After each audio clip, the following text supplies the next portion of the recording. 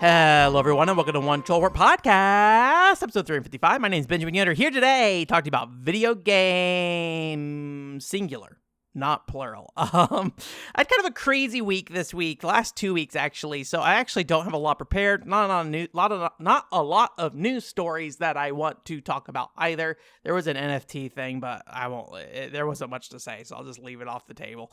Yeah, I just kind of had a crazy last 2 weeks in personal and professional life, and so I was exhausted. So this weekend I did nothing, basically. Gonna record this podcast, and that's about it. Anyways, yeah, so I will be talking today almost entirely about Final Fantasy XI and Horizon 11. It's my 1-year anniversary on the private server Horizon 11, so I thought I'd talk a little bit about my experience on that server, and also just kind of the things I was like looking at with Final Fantasy XI and things I didn't really think about before, playing on Horizon 11. So before we get into that, though, just give you a kind of quick rundown of what's out there. So if you do want to listen to another podcast, I did one on the PCFX fan club about Sparkling Feather, like a strategy RPG on the PCFX by HughNext. So if you're into like old school obscure strategy RPGs, there you go. I got that one out there. Also, I did a podcast with Princess Pokey on Hot Pot Gaming where we talked about Bratz and Barbie games. So if you want to check that out, go do that. I really like it. I really like that podcast. So I hope you enjoy it if you listen to it. And so those two podcasts are out there. So if you don't want to hear me talk about Final Fantasy 11 this week, there you go, if you haven't listened to those already. And then also for the upcoming content, I have After School Simulator, like a Dojin game review coming out this week. It's not really a review because it's a trial version of the game, so it's more of just me talking about this trial version of the game. And then also there's a video, not this week, but next week, where I try to replace a Nintendo 64 analog stick. I've done it before, and it went pretty smoothly. This time, things did not go the way I thought they would, so if you want to see me go through a process, there you go. There's that video. Next week, you can watch that. Thank you again, Demo Dory, for supporting me this month for Ko-fi. I appreciate it. I forget. I always need to check. Like the slow walk towards our goal. Like, what is it? I think we're getting pretty dang close, though. I probably should have know the actual dollar amount that we need left, but we're at 94% of our goal. And then I will take off a day from work and just do full-on work on a featured video. So we're almost there. If Demo Dory sticks around, I think probably the next couple months we'll be there at the very least. So get that Nintendo video done, basically, is what I'd be looking at for that. So yeah. But again, thank you. If you're leaving us here, sorry that this is a Final Fantasy 11 video the whole way through.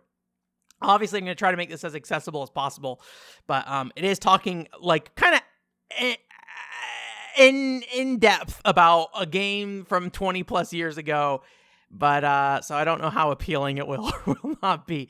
But yeah, so I mean, I don't 100% know if this is my real 1-year anniversary. I don't remember the exact date I started. I could probably go figure it out, but the thing that kind of signaled it for me was when I started playing last year's during the Summer Festival, and Final Fantasy XI during the Summer Festival has special music playing and fireworks going off at night. So I logged in like 2 weeks ago, and the fireworks went off, and I was like, oh god, it's been a year. It's been a year, and that feels kind of crazy. For a lot of reasons. I think, as an adult, the time feels like it goes by quickly. This year, I just really didn't get a lot done generally, for a lot of different reasons. A lot of that has been me going through therapy and stuff like that. So, had a lot of emotional up and downs this year, in terms of like my own personal health and just like me, kind of catastrophizing and stuff and realizing actually it wasn't that bad. So, I don't know. There's like, maybe it's like because of the context of the last year, Final Fantasy XI being an anniversary for me, is kind of strange. So, but, yeah, I just want to kind of talk about, my experience of this last around 365 days. And I think how I'm going to divide this up, and I don't know if this is the best way to divide this up, so sorry if this is a little, it's a podcast. We're just here to talk about this. I'm going to do the Final Fantasy 11 video. It's going to happen. I'm probably going to start working on it towards the end of this year. But that will be the more organized version of this kind of thing. But, yeah, I'm just going to kind of talk about Horizon 11 and kind of the stuff about that server a little bit before we get started. And then just talk about kind of what I learned, I think, going through the phases of the game, and kind of where I'm at right now, and kind of some talk about different goals and what they mean with Final Fantasy 11 and kind of like the weird like pleasure and poison of it at the same time. When it comes to Horizon 11, if you don't know, this is a private server that is basically aiming to recreate like a mid 2000s experience for Final Fantasy 11. Now, that's not what that is not actually necessarily super clear when you sign up for the server, because what they say is that like, oh, we have content up until the second expansion pack. So that means the base Final Fantasy 11 game, basically the first year the game came out, Rise of the Zilart the second year, and then Chains of Prometheus, I think the third year. I think that's how the timeline works out. So it's like 3 years worth of content they launched. And so you would think in your head that you're like, okay, we're recreating a server that is built around this era of the game, with the content. But I think what I realized over time is that Horizon 11 actually is not specifically trying to build around that specific era of the game. I think what they're building around is actually about a year or two ahead of what the content is in the game. And that is a expansion pack called Treasures of Argon. And that came out in 2006. And I think it's probably when the game was probably at its most popular. And there's kind of the reason I feel this way is because early Final Fantasy 11 is, I think, defined by kind of two big things. And both of them are centered around kind of wasting your time, if you want to look at it that way. One is leveling up. And initially when the game came out, the leveling curve was not high enough. And so they really, people kind of grinded to, I think it was level 50 was the cap at the time. And then they just kind of got stuck because there's nothing really else to do in the game at that time beyond just level up, from my understanding. And then so it feels like they came really cognizant of that. And so every time you'd get above level 50, the EXP curve shifted significantly. That's not to say getting to level 50 was quick and easy already, but it's just a lot of really time consuming things. And a lot of things in Final Fantasy 11 feel like they're kind of built to waste time. And I think there's a weird feeling that I feel about that more recently where wasting time, when you're thinking about a subscription MMO, means that you're going to play more hours, right? And the longer it takes for you to get to your goal, the more months you're going to be subscribed to, right? And so there is definitely a financial incentive behind that. But also I think it's just a game design thing of just they didn't really know what they were doing, I think, with the game, or didn't really know where they were going and what kind of content would be kind of the thing that would keep people around long term once they hit maximum level, basically. So this server has what is essentially a later experience point system that basically has you level up much faster overall. There's a lot of items in the game that let you gain experience points quicker.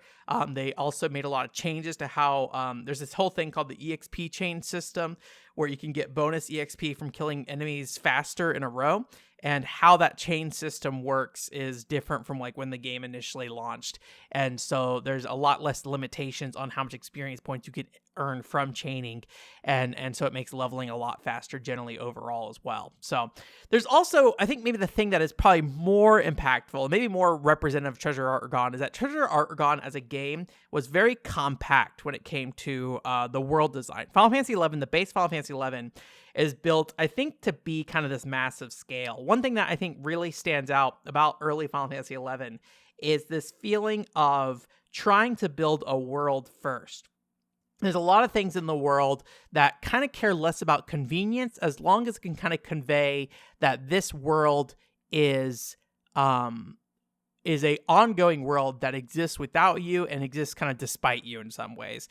So there's some shops in the game that go on holiday. The ships in the game run on a time system where, you have to get on the ship every 15 minutes. Otherwise, you have to wait for the next ship to come, right?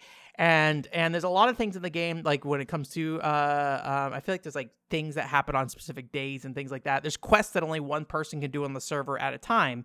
And so there's a lot of things that are trying to remind you that a lot of things in the world are happening without you. And I think part of that would probably also be kind of the scale. Final Fantasy 11 feels like they are trying to build a world of scale that feels massive. And so what that means is when you're first traversing this world, and this kind of gets into the level 1 through 10 talk, is, it is this, every time you kind of leave your main city when you're first starting the game, it feels like a like leaving the nest kind of thing in some ways, where it's like you are trying to get to this one area or travel to another town, but then when you're traveling, it is going to be probably like a 45 minute to an hour run, and depending on today I think it's a little short. I think that is probably, if you have played the game already, if you have maps available, that probably makes a lot more sense. But a long time ago, when you didn't necessarily have those maps available, or you didn't necessarily, have those areas memorized like the back of your hand, like I do, and not all of them, but some of those baseline areas, I could probably draw a map of it at any point in my life and get the shape generally right and like where you need to go to somewhere.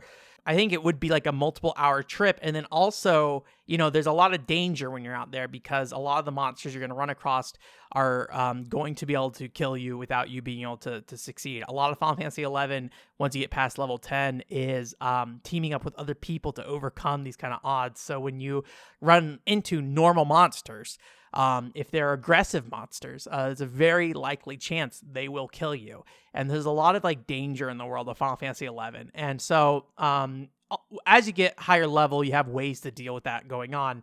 But, over time, you're exploring this world, and it's like this big, massive continent you're kind of walking around, and it does divide up into little areas. And you do have to do that initial walk. No matter what, you do have to do that initial walk around. So you do get that initial feeling of kind of the massive scale of the game.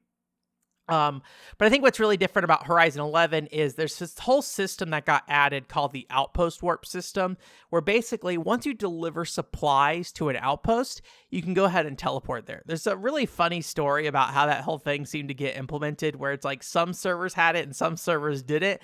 And so I think I was on one of the servers that didn't have it. So for a long time, we just didn't have the ability to warp to outposts. I think it was like a year.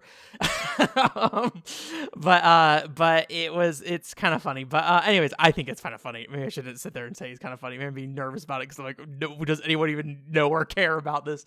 But basically, there's just a lot of time where you would, if you wanted to go do anything, you'd have to get on a chocobo and walk there, one of the two. You'd be physically going from place to place. So that means if you needed to go to Sandoria or one of the big towns, I shouldn't say the names if you don't know it, but if we have to go between one of the two big towns, it's going to be a long, it's going to be at least an hour, if even on a chocobo or something like that, or maybe not an hour on a chocobo.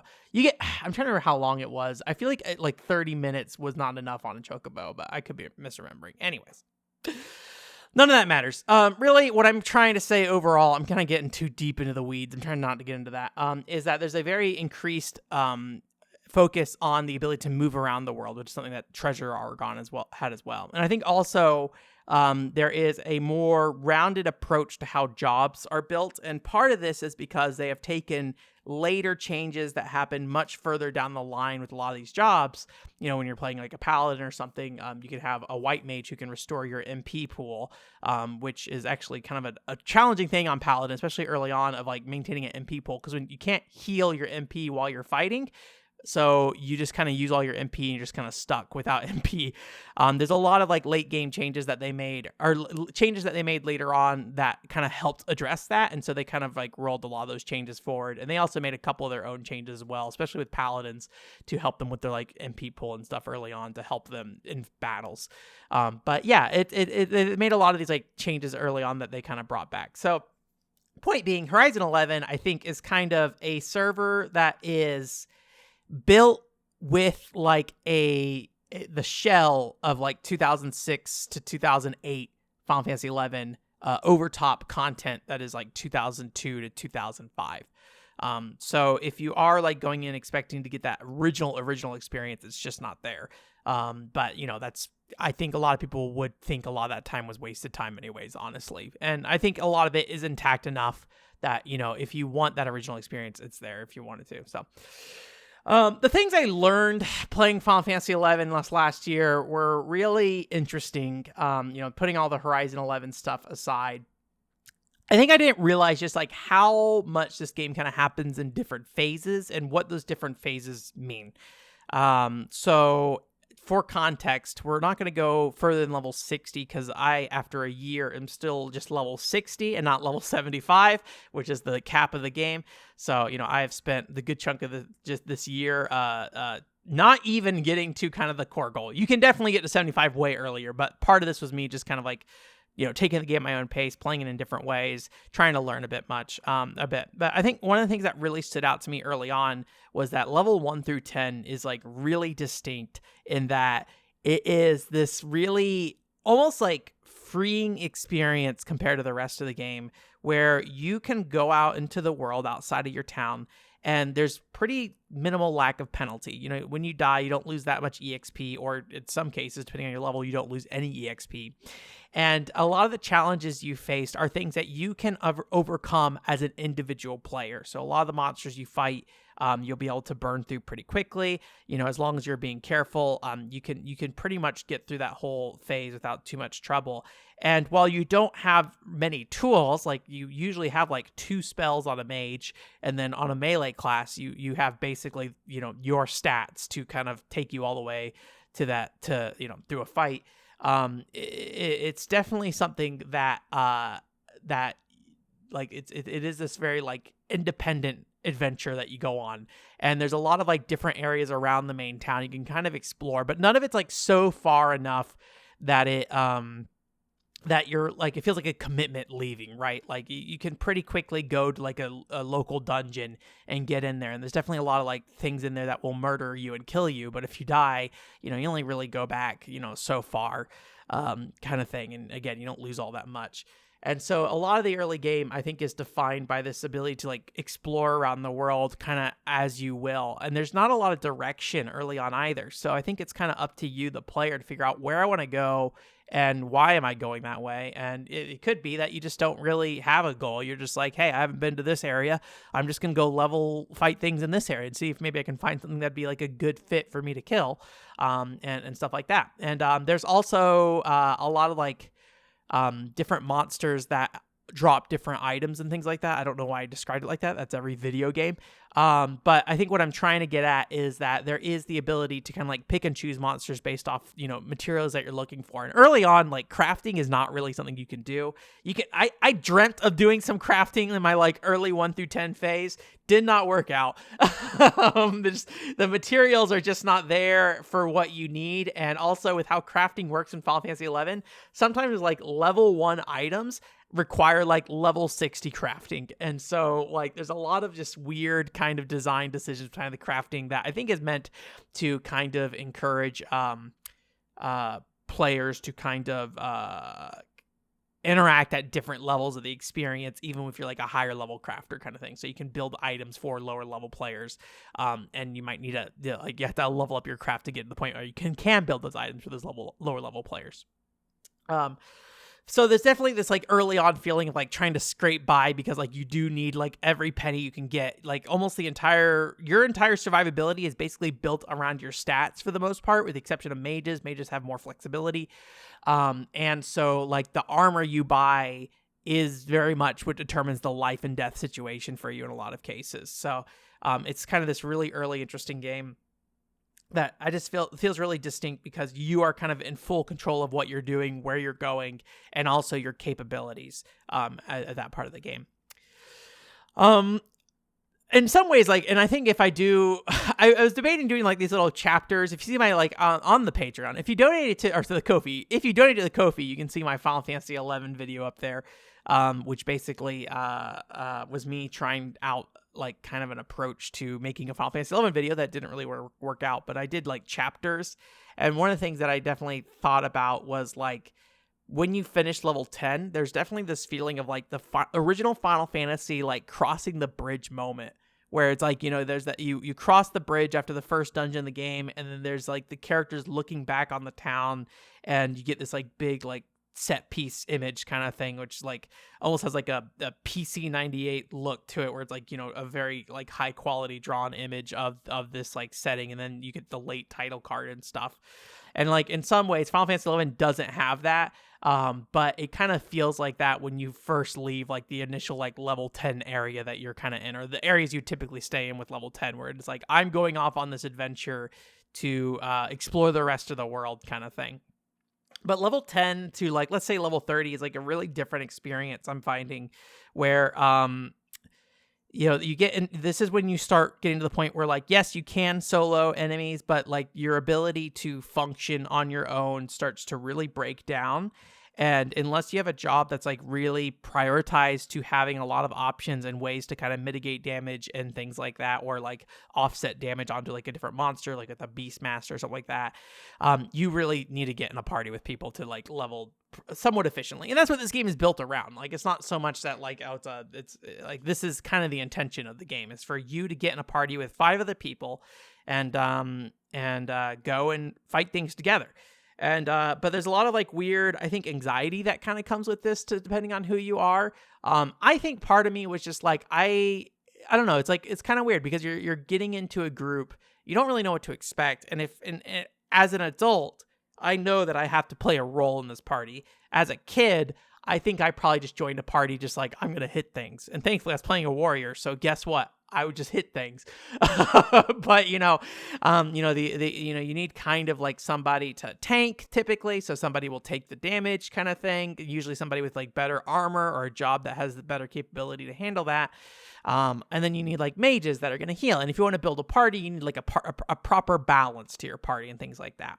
And one of the challenges with early partying in Final Fantasy 11 is that people have like really little resources. So, you know, when you are melee class, your only real resource still is just kind of the ability to like call the attention of a monster or hit the monster. That's kind of the 2 things you get. And so there's not much you can do other than just, if somebody else gets hit and you want to be the one getting hit, call attention. Otherwise, just keep it in the monster and hope the stats play out where you hit it enough. But then if you're like a mage or something like that, you only have like 8 spells, so you can do some basic kind of healing. You can do just like a regular cure. You can do some things to the monster to like lower its defense and paralyze it and things like that.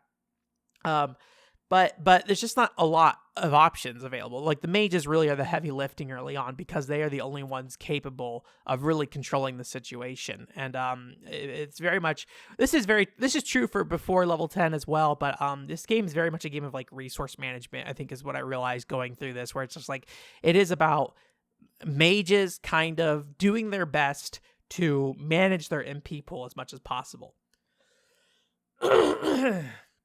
Which part of that is like, you have to sit down and basically heal, and when you heal, you aren't like you aren't active. You're basically waiting to finish healing your MP pool before you can stand up and start doing things again. And there's a lot of different party roles that you can play, and depending on the role you're playing, you do have like different responsibilities. And early on, some of these kind of come into play with like if you're somebody who's going to be pulling the monster, because usually everybody will stand in like a safe place, and then you'll go and like throw like a boomerang or shoot it with the bow and stuff. And so one person will kind of run out and do that and bring the monster back. But they have to be cognizant of what your party resources are and make sure you're not pulling in monsters that would basically overcome, what resources you have available and wipe your whole party, because then your entire party's dead and then loses experience points, right? And so, everybody's kind of working together in a way that, to make sure that you all kind of survive these situations. But because the resources are so light early on in the game, some of it is just like the whim of like, wherever the stats take you, whatever equipment people have, just kind of carrying you through. And then also, just like one mess up from somebody can set, basically destroy your whole party kind of thing. So there's a lot of like heavy pressure early on, despite it being probably when people are the least experienced in the game, the most undergeared, because they're probably, poor and can't afford good gear and things like that. But what does come with this is, I think, kind of forced socialization a little bit, or I don't know if it's forced per se, because, you can participate in a party and just basically never talk, right? That is an option. But I kind of feel like the best approach to a game like this, you're going to be sitting there and like a typical party in Final Fantasy 11 is like, let's say 2 to 3 hours long. You're going to be sitting there hitting monsters with these people for 2 to 3 hours. And so there's kind of a few different ways you can handle that, right? Back in the day, there weren't many options other than just to keep playing. Literally, you could not tab out of the game or else the game would kick you out. So you would need to be fully engaged with the game. Cell phones weren't really a thing in the way that they are today. And so, you probably didn't have just like another PC hanging out beside you. You could have. But if you're playing on a PS2, obviously you don't have any access to any other resources, just a game console. So, you are there to chat with people who are playing Final Fantasy 11, right? And so each time you join a party, it's like a little mini chat room that you join. And it's kind of like a roll of the dice. Sometimes you'll get people who are very active and chatty and want to talk about different things. Sometimes you'll get a party that is just like solely focused on talking about what's going on in either the party or what their plan is in Final Fantasy 11. So they can talk about like, hey, yeah, I'm interested in leveling this job, or I want to get this equipment and stuff. And or you can be like, well, I'm going to use this food. And somebody can be like, oh no, well, it'd be better to use this food kind of thing. So there's kind of a little chatty kind of aspect to it. And but there's also parties you get into that nobody talks. And I find I definitely, when I was playing on Horizon, was trying to make sure I wasn't too distracted while playing. Not only from like a functionality standpoint of making sure I'm paying attention to what's going on, but also just like from a engagement standpoint and just making sure I'm engaging with the people that are there and not just kind of relying on, talking to my friends through Discord instead or something like that. Right. And it is something that I think when you get in a party that like nobody talks, is this very like, well, I'm here for the next 2 to 3 hours and nobody's talking. And so it kind of feels like, for me, like sitting in a room full of people who aren't talking. And to me, that is nerve-wracking. I think for some people, that's probably not. I know there's like some people who can like sit in the car and just like not talk. And to me, that's like a very hard thing to do. Like my brain is constantly searching for topics of things to say, basically. So that's kind of like what the experience you get in then like 10 to 30 range. And thankfully, because the game is a little bit more relaxed at that point, I think it gives you a lot of opportunity to have those conversations because there's only so much you can do really, because a lot of the game is just you like automatically hitting the monster kind of thing. Once you get past that like 10 to 30 range, the game gets a little more, how do I say this?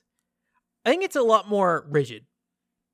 I don't know how happy I am about this or how much I don't like this or if it's a problem or if it's not. So when you get to like the 30 to 50 range of leveling, I think a handful of things happen.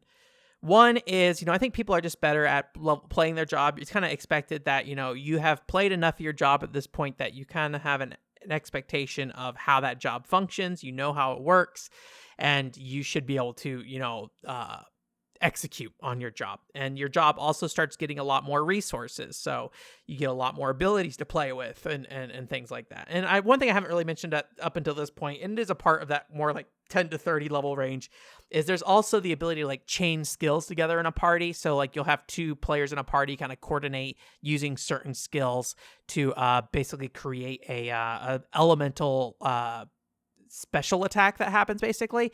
And then if you have any mages in the party, they can also use a spell in coordination with that element to do extra damage and stuff. So it's like this kind of like party-wide coordination aspect that can happen, and it does a lot of extra damage, and you can really tell the results when you do it, when people are utilizing it. But you get a lot of different abilities and stuff. So your capability and your job become more complicated. It starts to kind of show up on its own. And you kind of need to know what your job is doing rather than just hitting a monster, basically. And mages get a lot more capabilities to heal beyond just curing. They have like regen, so party members can like recover their HP. There's also like a variety of different in the 30-50 range, you get some of this where it's like, oh, you can like remove certain special or certain debuffs from your party members or like increase their attack speed and stuff. And so it becomes a lot more complicated as you kind of are leveling your job. But I think one of the big things that happens is that when you hit level 30 in this game, you have access to every job in the game. Now, that doesn't necessarily mean you have it immediately. You do have to go do quests to do it. Some of those quests are very hard. Some of those quests require asking for help because it'll be like, hey, you're level 30 and this fight requires you to kill a level 45 monster. And so you need to work with either other people or at least one other person who's significantly higher level than you to deal with this, basically. And so if you want to go level a job, then you'll have to go get that job kind of thing. And while you can basically, well, I guess the point I'm trying to get to with this, because one thing I didn't mention so far is that there's this whole system called the sub-job system in Final Fantasy XI. And sub-jobs in Final Fantasy XI are basically a secondary job that is attached to your job. So like, say I am a paladin. And paladin, I have the ability to access white magic so I can heal myself. I also have a couple of defensive capabilities. But the thing that I lack as a paladin is that attention-grabbing move I mentioned earlier called Provoke. And Provoke you can use only as a warrior level 5 and beyond, I believe is what it is. However, if I am a level 10 paladin with a warrior sub-job, I am technically a level 10 paladin that is also a level 5 warrior. There's some weirdness about stats and how they work, but generally that's the best way you can think of it.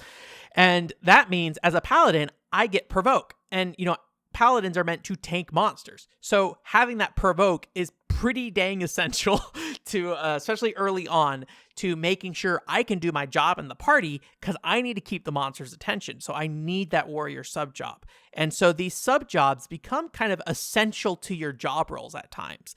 And there's an expectation from the player base that you will have certain sub-jobs available, right? If you are a thief who is all about basically sneaking around the monster and doing high damage from behind, if you have a white mage sub-job, hey, guess what, buddy? Like, you probably aren't going to get invited to a party, or if you go to a party with that white mage sub-job, there's going to be some drama. There's some expectations that you have certain sub-jobs in your party to fulfill your role appropriately, or fulfill them to the best of your ability, basically, right?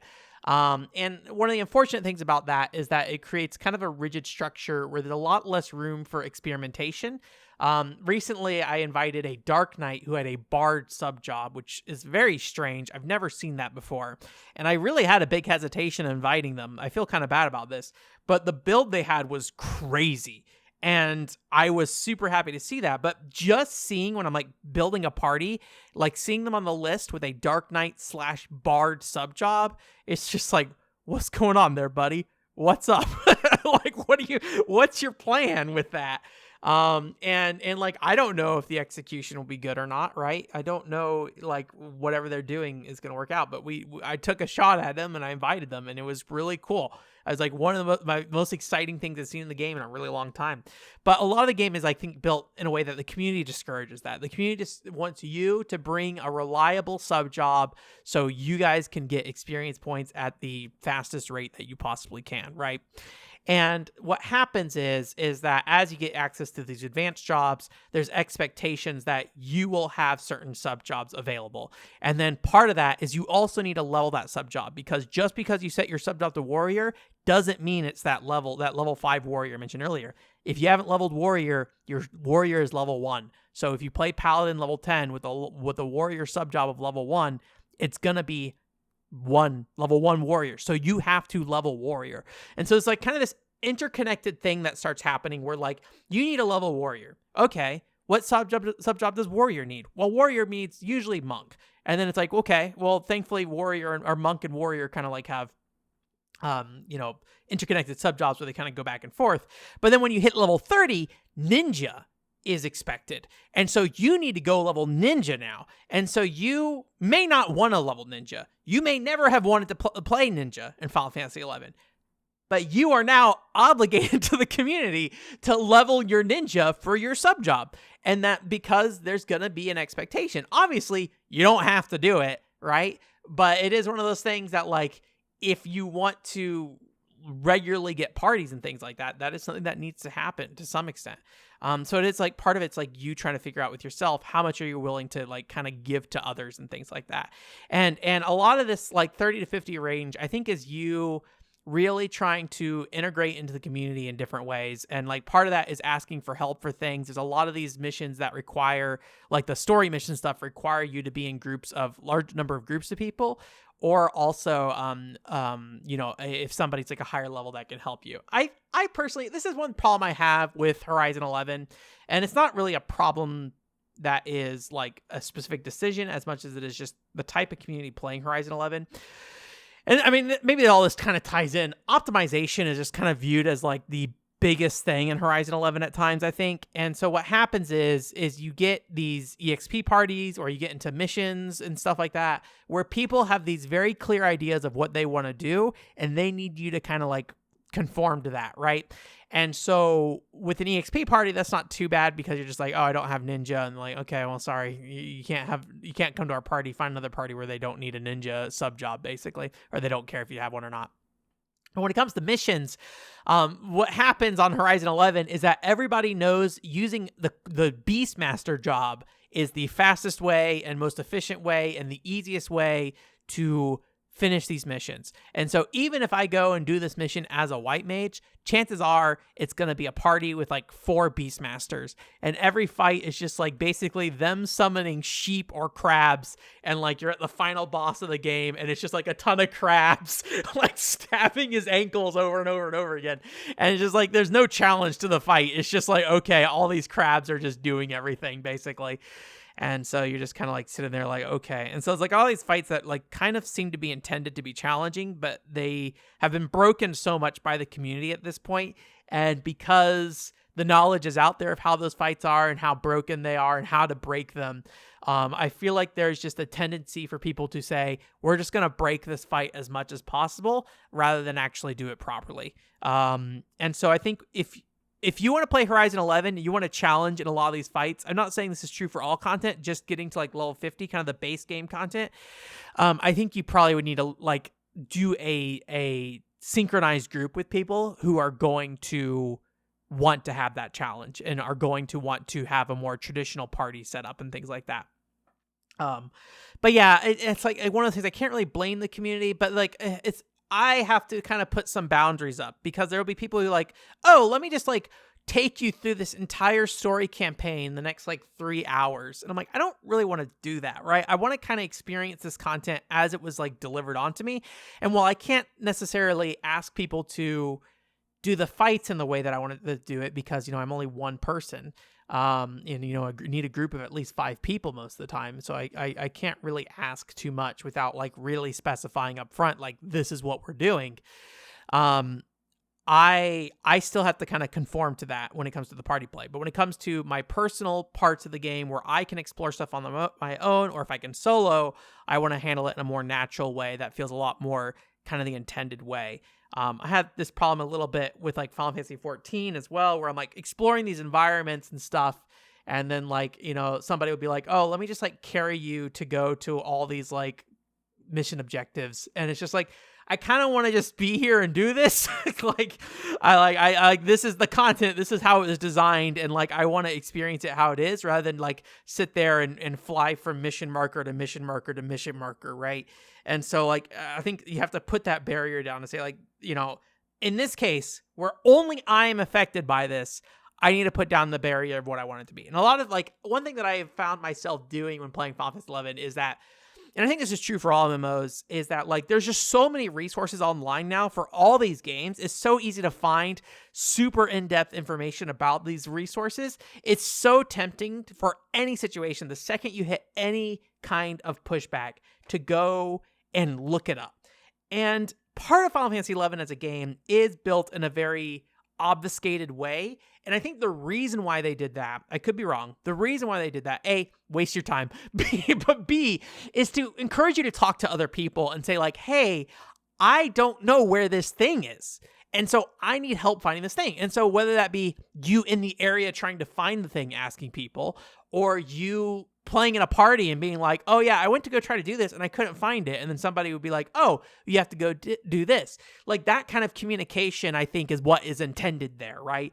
But because, you're playing this game in a modern sense where every detail and aspect of this game has been basically kind of mined out as much as possible, unless you personally obfuscate that information from yourself, then it's like you just kind of go and you just find where you need to go and just click on the thing and that's it, right? You don't really engage with the game in its exploration aspect. You don't really engage with the game in more of its puzzle solving aspects, right?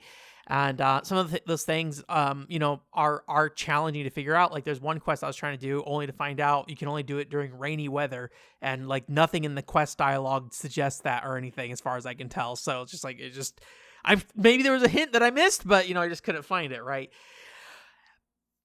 But it's weird because like on paper, that I think that's like the default mode for MMOs. I could be wrong. I feel like for me at least, that's the default mode for MMOs. And I don't know if that is true for other people, but I feel like when I hear other people talk about it, it is just go read a Reddit post about it or something like that, right? Or go read a wiki about it or go read this. But when I play video games normally, that's not what happens, right? Somebody may have made a game facts guide for Final Fantasy whatever, right? Final Fantasy X, but I'm not going to follow a game facts guide through Final Fantasy X. That's crazy to me. You can't play games however you want, but following a game facts guide from start to finish to play Final Fantasy X doesn't make any sense. So I think it's like two things. One, Final Fantasy XI is a game that is designed to waste your time, and so everything moves very slow, right? And so there is a feeling that like I'm going to go do something for 3 hours and I may come away with nothing if I don't figure this out. Because the game is open-ended in a way that it's very easy for you to come away with nothing if you don't do the right thing.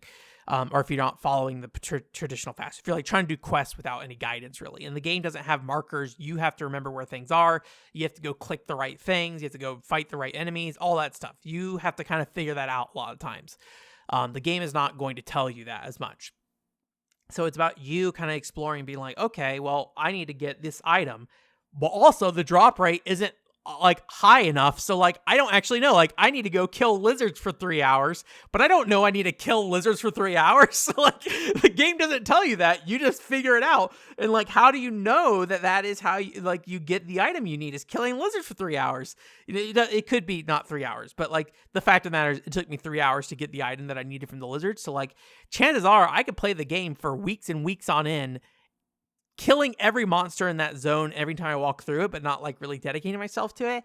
And I wouldn't get that item that I needed for a really long time, right? So it's like a lot of stuff like that. So it's just like this weird balance, I think, that comes into it. And so I think for me, what happens is I end up having to kind of like go back and rethink. I will try for like an hour or two, or at least try my best to exhaust the immediate options I have. So I'll go to an area and I'll try to figure it out myself. Be like, where is this thing? Where is that thing? And I'll go and it'll take me like 1 or 2 hours to comb the entire area.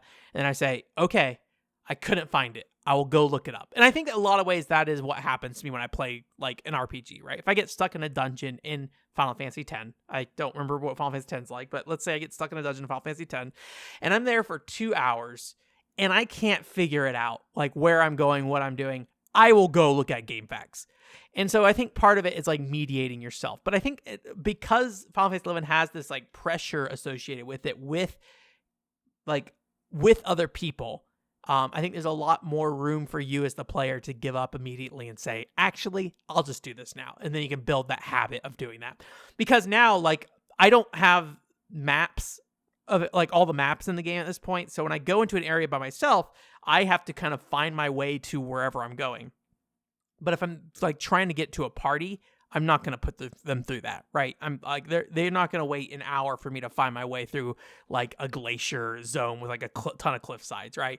I'm going to pull up that map on a wiki and get myself to where I need to go because they're waiting on me, right? So stuff like that you have to kind of like think about. So, so where I'm at in the game right now is kind of in this like post level 50 phase of, I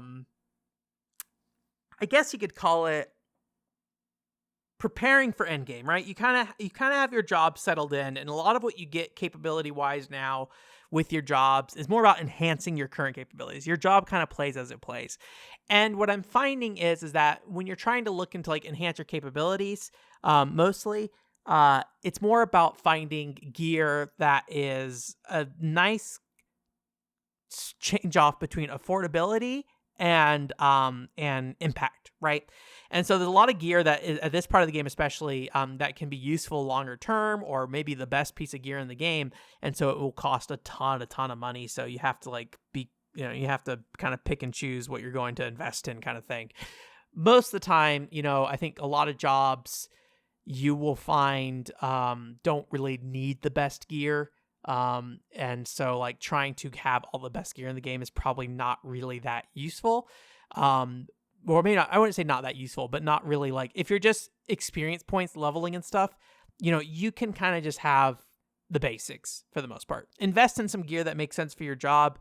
Don't blow it out. However, if you do start getting those really good pieces of gear, I think this level 50 to 60 range is when that really starts to show, because there's just a lot more different types of gear with a lot more potency to them. Early on, gear in Final Fantasy XI is very restricted and limited in what kind of benefits they'll offer you. Despite saying that gear matters earlier, like you will get a lot of gear that is like +1 strength, and that's like your best option is like a +1 strength armor for like 40 levels basically. And so I feel like, around 50 to 60, you get a lot more options of what to pick, and the stat variety is different. And obviously, when you're leveling your job, you're going to have stats that you're going to focus on. But, if I'm leveling White Mage solo, or if I'm playing White Mage solo, right, I might want strength rather than just like, mind, which is used for healing and stuff, right? So there is like a use case for a lot of this other gear if you really want it. I've definitely have gotten shields that are pretty pricey that increase my attack and things like that most white mages probably would never bother with, but because it's kind of my primary job that I'm using to get content done, it's good to have gear that will actually help me, take hits. I get a lot of defense gear. I get a lot of like melee damage gear and things like that. And, I'm not spending a ton of money on it, but, affordable, accessible gear that helps me kind of withstand enemies on my own a little bit better. But I would never use that gear in like a party kind of thing. So, but yeah, I think that like as you start really investing in like very expensive gear, you really start to see the gap between the players. I've played with rangers who basically destroy monsters in the game based off the weapons they use. If you use a gun as a ranger with bullets, you are burning money because bullets are expensive, but holy crap, the game will reward you for that. And you will do a ton of damage versus like a ranger using like a bow and arrow. I mean, it's definitely good, but like, it's not nearly as good as just like using a gun with bullets. So, and because of this server in particular, I think it's played with a lot of players who have, a long time really optimized, what kind of builds and stuff, and really want to create like the best versions of those jobs. I think you see a lot more of that kind of play happening here, where you have players coming in with like fully kitted out gear and stuff that will just like destroy things. So, and it's also around this level, I think the 50 to 60 range, that, you can really start helping others as well. So you start like kind of offering your services to other people. Some people charge for it. I think most people just do it for free, though. I've had definitely people who are just bored and just like, yeah, I mean, I'll come help you. And it's, very thankful for it because, it takes, some of these things take like 2 to 3 hours to do. So it's not a small chunk of their day that they're just offering up to you for free, right? I think that is one thing that is kind of nice about playing this game, is that people know that you will need help. And because of that, you have to ask for help. And it seems like there is a very good aspect of like trying to, ask people to help and then also get help from people. And because how the game is designed at this point, like kind of in this 50 to 60 range, a lot of these fights aren't the easiest fights still. So, like even if they are a higher level player, they may not be able to just like quickly do it on their own. I definitely have had times where I, as a white mage with capability of healing, have turned the tides of battle as a level 50 character because a level 75 character couldn't solo it on their own, kind of thing. There's definitely parts of that.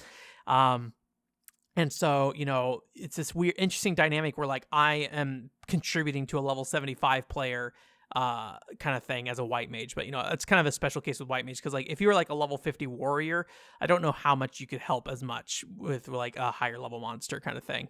You'd probably be more of just being carried kind of thing. So it probably depends on your job a lot. But I think also this is the range where, it's kind of interesting. You start I feel like you because you're asking for help for things and stuff, you start, talking to people at like this higher level a bit more. And sometimes I feel like people become more recognizable at this point because they're individuals helping you versus just like individuals in a party. And so there's definitely people that like I still wave to that helped me like months ago, that like if I see them, at the very least I'll do a wave emote towards them and they'll wave back. And like the more and more you do that, I think the more and more, you kind of recognize each other's names. There's somebody I've been waving to off and on quite often, and then last night they just waved to me randomly, so they remembered me. But we haven't talked in forever, so I think it's kind of interesting that kind of relation is happening there. But I also started creating my own link shell at this kind of level and stuff, and like it. I think what I'm realizing in playing Final Fantasy 11 as like an adult at least is that like actually getting a community in Final Fantasy 11 can be a little hard. And like getting into one is not the hardest thing, because basically there's this thing called link pearls that basically have it so you can like chat with people in a chat room basically for wherever you are in the world. And on this server, you can equip 2 of them, thankfully. With the original game, you could not do that. You can only equip 1. I think on the more recent server, like I think that is a change that is on Final Fantasy 11 nowadays. But at the time when I was playing, you could only equip 1 at a time. So it gives you the ability to kind of like test run a server or test run a community while you also stay in another community. So, I have been in probably about 4 communities overall as I've been playing. The first group I just really didn't resonate with. And this is, I think, part of the reason why I didn't is because they were very much optimization focused. We're going to run through all this content in the next 3 hours. And I'm just like, I don't want to play the game that way. And, so they'd offer me help all the time, but I didn't really want it, because I'm just like, I don't really want this to be the experience I have. And I didn't, so I, would basically just stop asking for help in there. And eventually they we stopped talking as much, and so I just didn't really chat in there anymore. And then I took a break from the game and came back, and the link shell was pretty dead, so I just kind of let it go. I still have the pearl in my inventory. They take up actual inventory slots as well, which is kind of silly. And then I joined like one that's more based around like doing stuff related to the nation I'm in. So it's like kind of like an America community, but within the context of Final Fantasy 11. So I'm in a nation called Bastock. So it helps you with content, because each of these nations have their own content you can do. So it helps you, kind of coordinate with that content if you need it. Kind of similar to there, though, where it's like they would kind of run people through content, and I'm like, I don't really want that. I just kind of want to engage with it on my own. And so I never really did anything with them either. And then I'm in on one link shell right now that is more experience points focused, and they, I think, are okay. I haven't really done a lot with them, but again, same kind of deal where they kind of want to run you through stuff, but because they're focused on EXP, that conversation does not come up nearly as much. It is mostly about like, hey, you want to party? And sometimes I'll be like, yeah, sure, I'll party. But I'm not really in the level range that they're leveling right now, or at least my main job is, but I'm not really in. My main job is not necessarily in a position it can move forward all the time because of how stuff works at that level. I won't get into the limit break system and stuff in Final Fantasy 11 today. I don't think it really matters in the grand scheme of things, but basically they put quests in front of you leveling up further. And then I have one link shell that I made on my own, and it includes somebody I used to play Final Fantasy 11 with, one of my current friends, and then also a random person I met during the summer event that is hanging around now. So it's just like, okay. And this is the community I've probably done the most with, because my friend who I used to play Final Fantasy 11 with, they have a level 75 job, so they're kind of like the power of the group at the very least in terms of being able to get things done.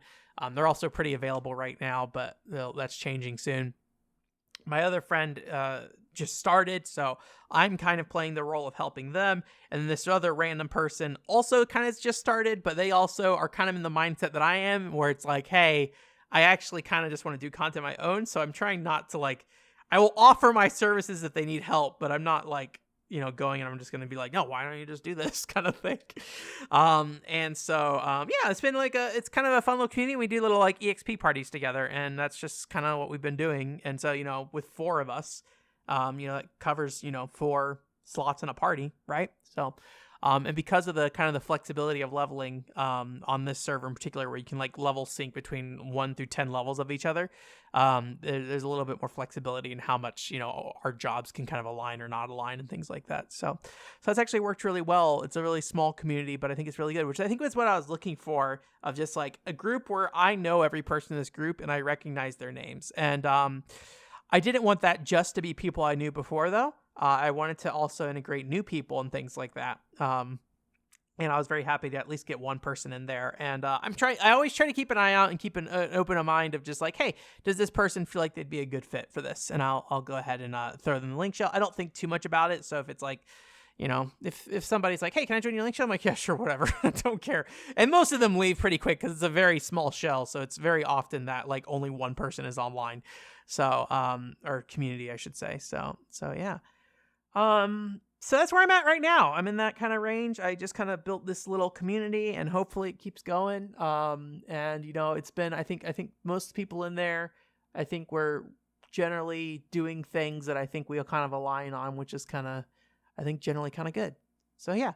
The one thing I want to touch on as well, just kind of getting to the end here, kind of defining my goals this year. I basically am trying to finish the first expansion pack this year and also hit the maximum level of this server, which is level 75.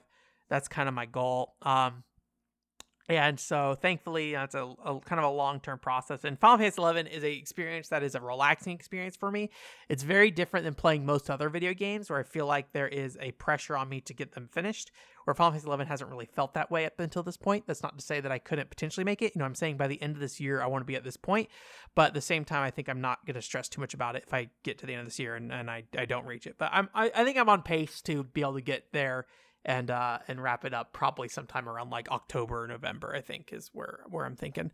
But who knows? Who can say? I don't know what challenges are ahead of me that I might not remember and things like that. So it's going to be a little bit though, I think, until I get there. But I think one interesting challenge that I have had is this idea of reaching goals in Final Fantasy 11 and the diminishing results of that.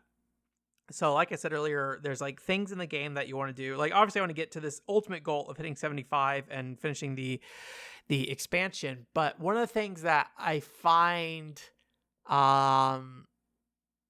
weird is that when I play the game, I will have these kind of short-term goals I want to meet.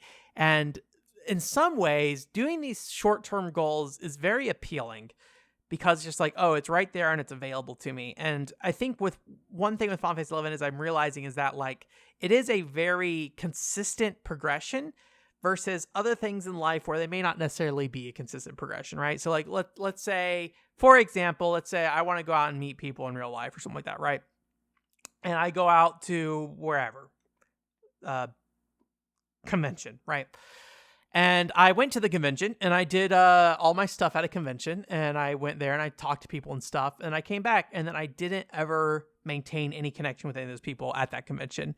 So my initial goal going to that convention was to meet people, but ultimately it feels like, yes, I did meet people, but I didn't maintain a longer term relationship with them. So I think what I really was saying is I wanted to meet people that I could potentially have a longer term friendship with in person, right? I'm kind of reflecting on an experience I had when I first moved out here to Las Vegas. But it just didn't work. And it did that like maybe not 2 or 3 more times, and just like, oh, well, this just isn't, I'm not making any progress on this. But if I play Final Fantasy 11 and my goal is to get Black Mage to level 37, I'm going to get there. Like every party I play is going to be an advancement toward that goal, right? And so I think MMOs really do a good job of offering you guaranteed results, right? Where eventually, in the same way that grinding does in most other RPGs, you will receive the reward for your actions. But what that reward is, I think, can be minimal, right? Like getting level 37 on my Black Mage is required for me to get my White Mage to level 75, because I need the sub job for it. But like, is it really a satisfying experience? Not really, but it is an easy goal for me to lay out. And when I finish it, I can say I did it, right? And so I'm finding a lot of things with Final Fantasy 11 where I will sit here and like, I know I need to get some rabbit hides right now. And it's very tempting to just go get those right now, because I know I can do that. And I know I will receive all my rabbit hides by the end of whatever I plan to do, right? Is it a random drop rate? Sure. But they're very easy enough to get. But, like working on anything else, playing another game and things like that, a lot of times will be infinitely more satisfying. So once I actually do it, and so, or it could be that I do something else and find that it's a really boring game and I didn't really enjoy it, right? But like Final Fantasy 11 feels like the safe option to get something done, where I feel like a lot of times I feel like that can be like weirdly addicting in its own way, where it's like, I know I will get something done with Final Fantasy 11, therefore I will play Final Fantasy 11. But I think it's also can be pretty poisonous, where like over time, I think the return you get from the satisfaction of playing Final Fantasy 11 in like kind of one go is significantly less. And when I was a kid, I used to play Final Fantasy 11 like every waking hour of the day. And I'd be really curious to know what I was thinking back then. But as an adult, I can find where I'll do something like 3 hours of content in Final Fantasy 11 and then sit there and ask, okay, what's next? And there's so many things I can lay out in front of me in terms of Final Fantasy 11. And then there's so many things they lay out to me in terms of real life. And for some reason, it's always more tempting to do the Final Fantasy 11 stuff. But when I do the stuff in real life, when I say real life, but like, playing another game could be what it is, right? Playing a different game for Final Fantasy 11, it is almost always a more satisfying experience to go do that instead. But it's really interesting that despite knowing that, Final Fantasy 11 still is the main draw. And I think it is that consistency of results. The fast food of goals or something. I don't know. So anyways, thank you for letting me ramble for like an hour about this. I don't know if it was interesting. Hopefully not. Hopefully it was. But I didn't really have anything else to talk about. And, given the 1 year anniversary, thought it'd be interesting to kind of talk a little bit about some of the things that I kind of went through and had been thinking about. It's not the entirety of what I've been thinking about. And I do think eventually a lot of these things will be things I touch on when I do the Final Fantasy 11 video. But I think that's going to be a later this year kind of thing. So I gotta get my life organized a bit this week again, after the last 2 weeks. So that's going to be a lot of the next few weeks. And I got Portland Retro Game Expo coming up for PCFX. So I got to plan that and finish that up as well. So, it's going to be kind of busy. I was hoping to get the Nintendo video done sooner rather than later, but, unfortunately I think it's going to be pushed off for now, but we'll see where life takes me. But anyways, for now, thanks for coming. OneShowboard.com is the website. Again, go watch my Pokepuff video about Bratz and Barbie, or podcast, or my Sparkling Feather podcast with Filler at PCFX Fan Club. Otherwise, we got the After School Simulator Dojin game coming up here this week for video on the One Controller Plus channel, as well as the Replacing the Nintendo 64 Analog Stick video the next week after that. So go check those out. Thank you again, Demo Dory, for supporting me. And my brain, I think, is done. So I'm just going to go now. But thank you. Goodbye. Have a good week. 2 weeks. Bye-bye.